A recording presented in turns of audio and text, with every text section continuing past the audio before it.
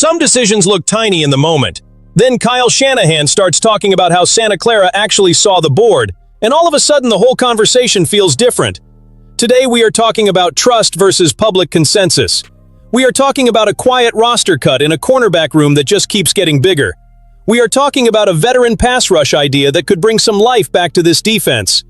And we are talking about a wide receiver pick that says a lot about how aggressive, patient, and calculated the 49ers were during the draft.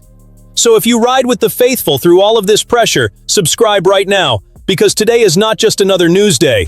It is a deeper look at what this team is trying to become. Now let's start with the pick that made a lot of people uncomfortable. Kaelon Black in the 3rd round at pick 90. And listen, I understand the reaction. Fans look at projections. They see that he did not get a combine invite.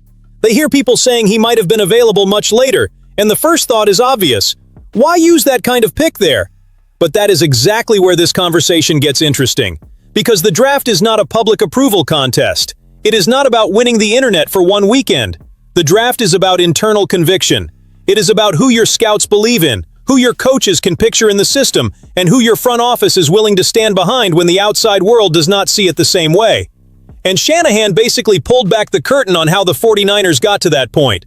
On the Rich Eisen show, Kyle said San Francisco had Black as the 2nd-rated running back on their board. 2nd. That is not a throwaway detail. This was not some random name they grabbed just to look smarter than everybody else. This was a real evaluation, built through months of work, debated by scouts and coaches, and by April, the belief inside the building had clearly grown strong. That changes the entire discussion, because the real question is not whether the internet had Black as a 3rd-round pick. The real question is this: if the 49ers believed he had 3rd-round value, why mess around and risk losing him? Shanahan hit that exact point. A player who does not get invited to the combine can look like a 6th-rounder from the outside. But when you actually turn on the tape, compare him to the rest of the running back class, realize the position was not as deep as it has been in other years, and then hear the internal support keep building, the decision becomes a lot more complicated. And when the team starts to believe the league might view that same player as a 4th-rounder, waiting becomes dangerous. That is when you get the pain every fan knows too well. Trying to be too cute, trying to squeeze extra value, and then watching your guy come off the board 1 or 2 picks before you. That is why I actually like the honesty from Kyle here. There is accountability in it. He is not asking fans to clap just because the 49ers made the pick. He is saying, this was our evaluation. This was our conviction. And if people hate it right now, that is fine. We can live with that. For a contender, that matters. The 49ers cannot build a roster scared of analyst grades in April. If Black was the player they wanted for this offense, if they believed he could bring juice, versatility, and real competition to the backfield, then pick 90 was not stubbornness. It was a team securing its guy instead of protecting the optics. And then we get the kind of move that flies across the feed fast, but says a lot if you are paying attention. The 49ers waived Tre Tomlinson 1 week after the draft. No, this is not a massive headline, but if you follow roster building closely, this move feels like a message. San Francisco is tightening the competition in the secondary, and size is clearly becoming part of the conversation. Tomlinson was claimed off waivers from the Rams in March 2025, but he never got on the field for the 49ers last season, not even in the preseason. He was a 6th-round pick in 2023, played for the Rams that year, and at 5'9", 180 pounds, he was always facing a tough battle to stick on a roster that now seems to want a different physical profile. The arrival of Ephesians Prysock in the 4th round changes the room. He is 6'3" 3/8", with 33 1/8 inch arms, and that is more than just a nice measurement on a scouting sheet. On special teams, that length makes him tougher to block. In practice, it bothers receivers. In a roster battle, it forces everyone else to prove exactly what they bring. And when you put Prysock next to Renardo Green, Diamador Lenore, Upton Stout, Nate Hobbs, Jack Jones, Siran Neal, Darrell Luter Jr., and Eli Apple, that cornerback room is crowded with players trying to fight for a real role. The cleanest read is pretty simple. The top 5 probably have the early edge, while Neal, Prysock, and Luter are battling for the final spots. But if the safety depth stays where it is, maybe there is room for one extra corner on the 53-man roster. So this Tomlinson cut does not feel like one isolated roster move. It feels like the team is saying the standard is rising, the body type matters, and nobody is getting protected just because they are already in the building. For a team trying to become intimidating again, Even the back end of the roster matters. Now hold on to this part because we are moving from a quiet roster cut to a possibility with a totally different kind of emotional weight. Jadeveon Clowney in red and gold. I am not going to sell this like it fixes everything. I am not going to act like a signing is inevitable. But as a roster idea?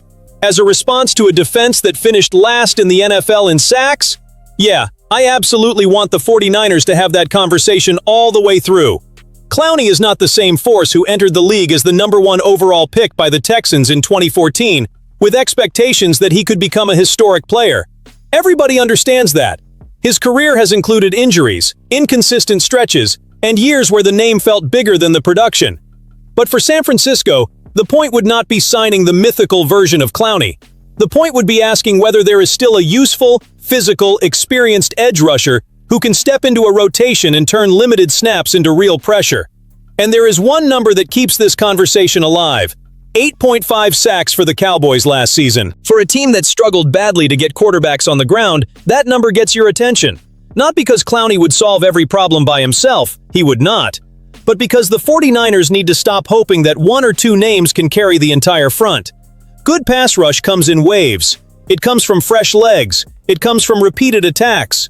It comes from making the offensive tackle deal with power, speed, length, and pressure until he gets tired, misses with his hands, opens his shoulder, and loses half a second. And yes, the fun part is easy. Imagine a former Cowboys player producing in Santa Clara while Dallas fans sit there staring sideways at the TV. That part would be hilarious. But the serious side is even more important.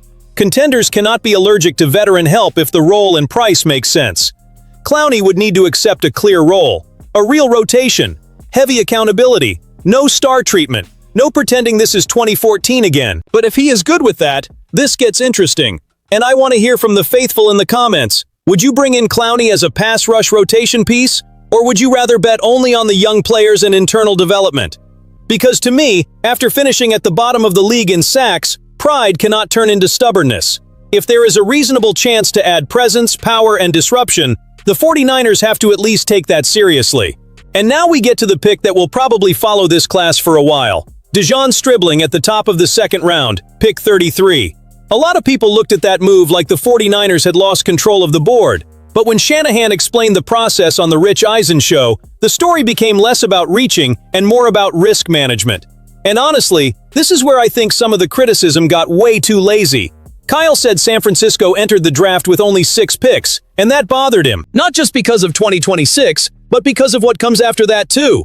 A contender's roster is not just 11 exciting starters on paper. It is renewal. It is cost control. It is covering for free agency losses. It is having enough depth for the moment when the season starts taking its toll. And with the third round already impacted by the Osa Odigizua trade, Shanahan felt the strongest range of the draft, from the second round through the end of the third, was too tight for the 49ers. That detail changes the read. The team liked players at pick 27. They also liked wide receiver, even though Shanahan said it was not an absolute must. The problem was simple.